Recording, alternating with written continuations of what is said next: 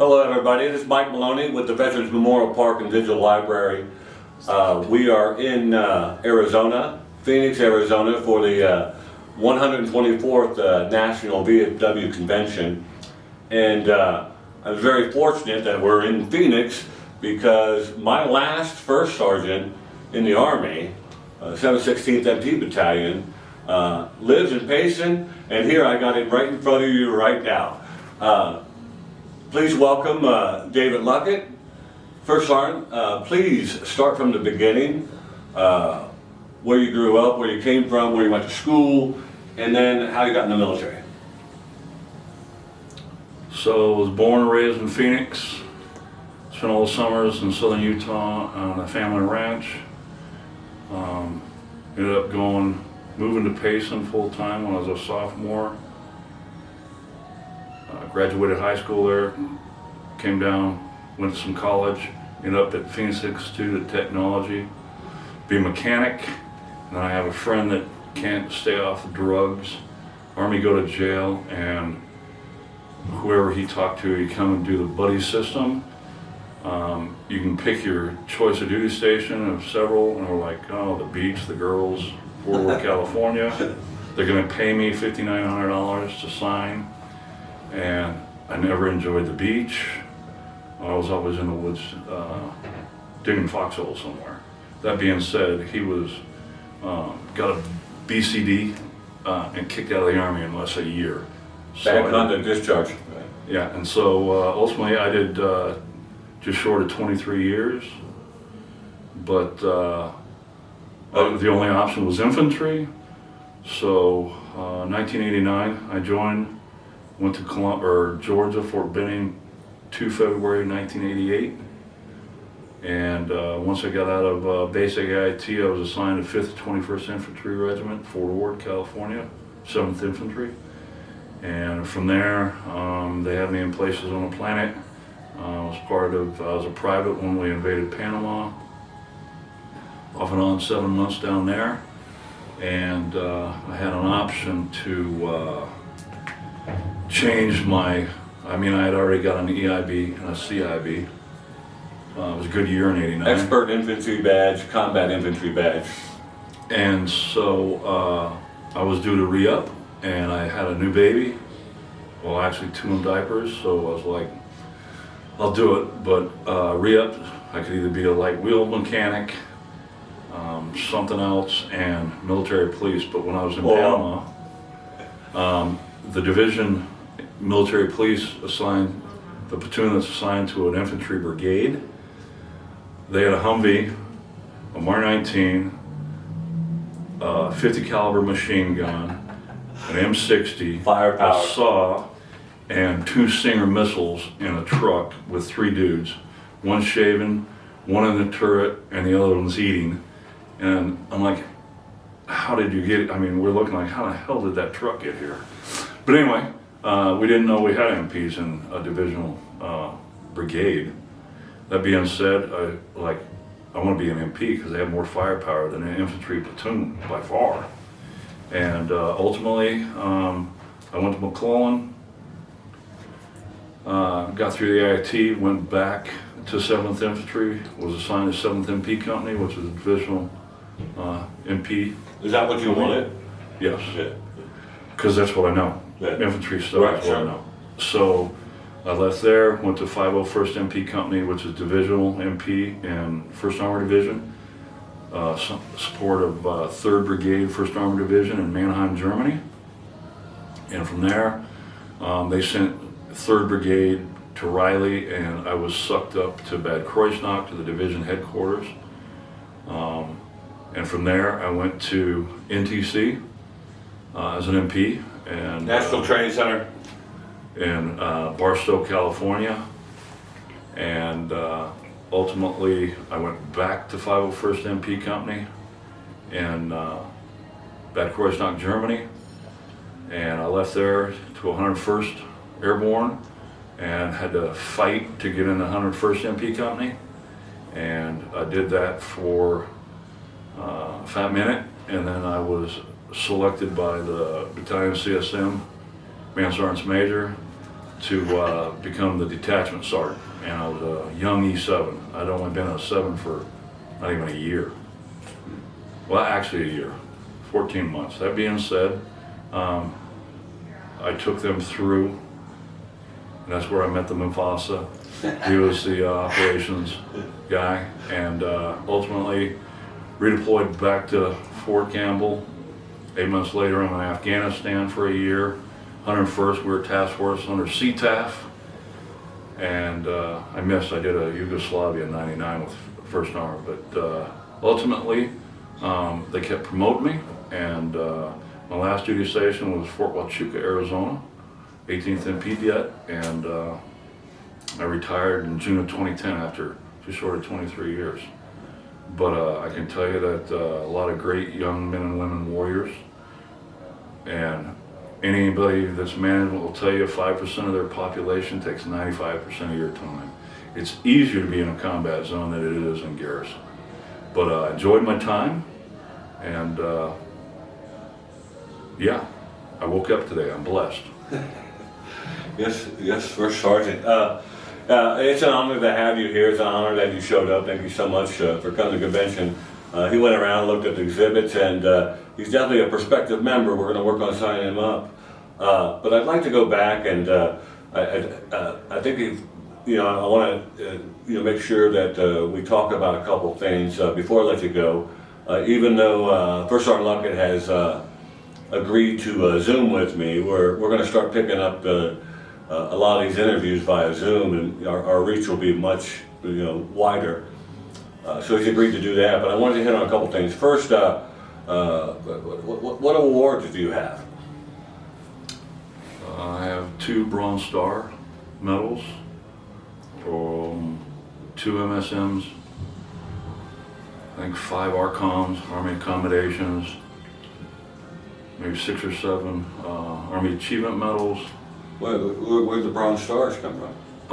From Iraq, when I was assigned to 1st Brigade, 327th Infantry in Iraq, and the other Bronze Star medal was for Afghanistan. It was 2003 and 4 for Iraq, and then from December of 04 to December of 05 that I was in Afghanistan with 716th as their detachment sergeant. And of course I got Expeditionary Medal in Panama, Armed Forces Expeditionary Medal. I've got permanent awards of Meritorious Unit Citations ×2, Joint Meritorious Permanent Citation, Humanitarian Award, Air Assault, I was a Rappel Master, Sling Load Master. Right.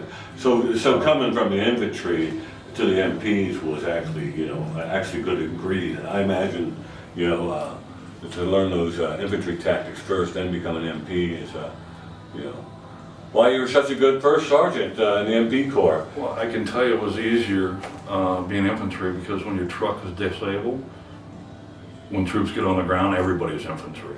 Even typewriter guys. It doesn't matter. If you've got a rifle and you're not in a building, you have to walk somewhere, everybody's infantry. So it was easier transition. It's just like I didn't know the division band was the guards for the POWs or the enemy prisoner of war.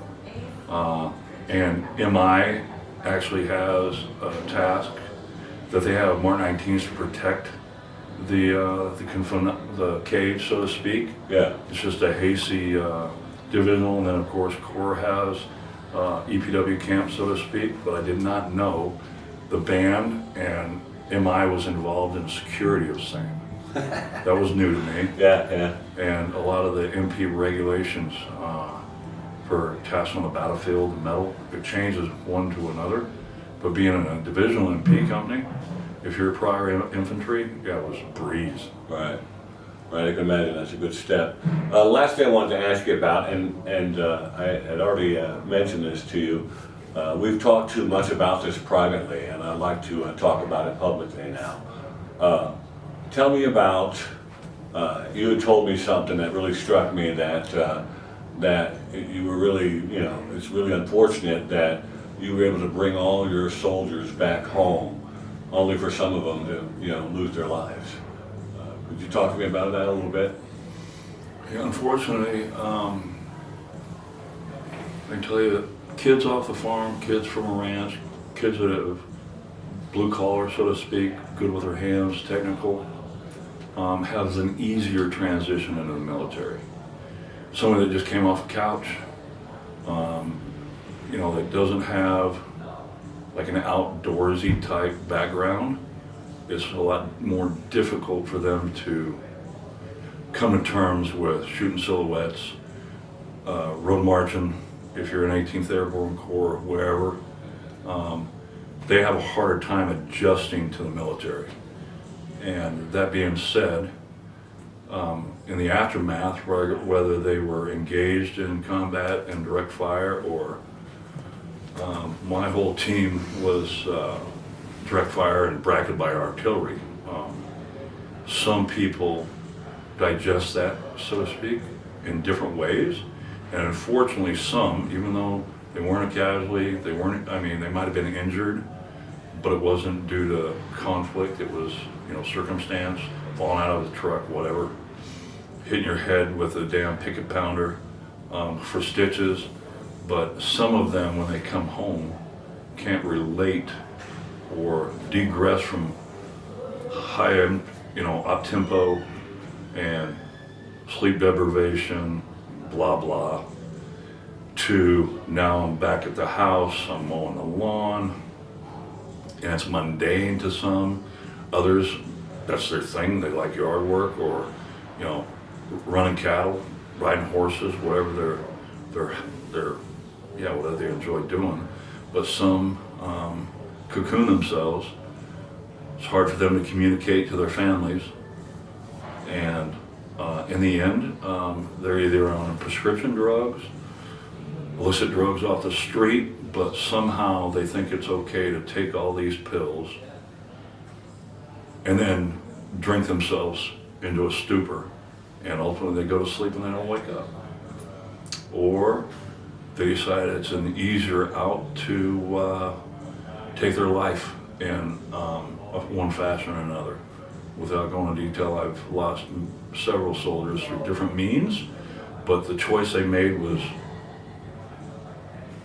the choice that ended their existence. So that is unfortunate. I've had a lot that have strange cancers out of nowhere, and they succumb to it. That being said, I have friends that think it's a cowardly way to go, but also losing my commander in 2 different war zones, Dave Otto, whatever demons that people have are their own, and I will never second guess someone's decision, because that's the only option to them that they have, and so ultimately they take it. And so I'll honor their existence by their memory, and I reach out to the widows and the children that will still talk to me. But it's just unfortunate that they can come from somewhere unscathed and make a decision that ultimately affects everybody that ever knew them, to include obviously their loved ones. And it's just sad, but it can't be undone. I mean, it's happened since the beginning of time. But what the solution is, through either counseling or the signs of someone that might be suicidal, are hard to determine, because some people, their pride, they're stone-faced. You would never know. There would be no indication that they were thinking of harming themselves. So I would say that do what we're doing. I mean, there's a lot of organizations that are there to help. Either it's through a relationship or finances, or usually, in my experience, the 2 biggest ones. And others are just they can't cope, from going to battle ready to nothing going on, answering the phone somewhere, sewing a phone, from holding a machine gun in a combat zone. Some people just differently can't adjust once they've done it, and then I just will implore the rest of us to keep going until we die of natural causes or unfortunate circumstances that are out of our control. I hope that. Yeah. Well, hey, thank you, First Sergeant. I appreciate you saying that. And I wanted to tell folks out there that if anything he said strikes you, check out Saber Warrior and hit the submit button. Thanks again, First Sergeant, for coming. First Sergeant came at a very good time. We're all MPs, and here in Ohio, the VFW state commander happens to be the first female state commander from Ohio, and she's an MP. So thank you again. Very nice. Yeah, thank you again. And First Sergeant Luckett got to meet her last night, actually.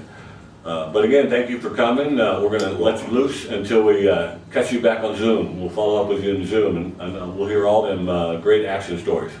Very nice. Glad to be here. Thanks, First Sergeant.